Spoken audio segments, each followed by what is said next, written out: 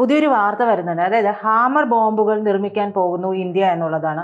അത് ഫ്രാൻസുമായി ചേർന്നുകൊണ്ട് നമ്മുടെ രാജ്യത്തിന്, ഇന്ത്യയിൽ തന്നെയാണ് ഇത് നിർമ്മിക്കാൻ പോകുന്നത്. അതായത് ഫ്രാൻസിന്റെ പ്രതിരോധ നിർമ്മാണ യൂണിറ്റ് ഇവിടെ വന്നുകൊണ്ട് ഇത് നിർമ്മിക്കാൻ പോകുന്നു. അത് 50-50 അങ്ങനെയാണ്, പപ്പാതി വെച്ചിട്ടാണ് രണ്ട് കൂട്ടരും കൂടെ ജോയിന്റ് വെഞ്ചറുമായിട്ടാണ് ഇത് നിർമ്മിക്കാനും പോകുന്നത്. അപ്പൊ ഇത് വരുമ്പോൾ സ്വാഭാവികമായിട്ടും നമുക്ക് ചൈന പാകിസ്ഥാൻ നമ്മൾ എപ്പോഴും പറയും, അതല്ലാതെ മറ്റാർക്കെങ്കിലും കൂടി ഒരു നെഞ്ചിടിപ്പ് ഉണ്ടാക്കുന്ന ഒരു വിഷയമായി മാറുന്നുണ്ടോ? ഇത് എങ്ങനെയായിരിക്കും? ഇതിന്റെ ഒരു എന്താണ് ഈ ഒരു ഹാമറിന്റെ ഒരു പ്രത്യേകത?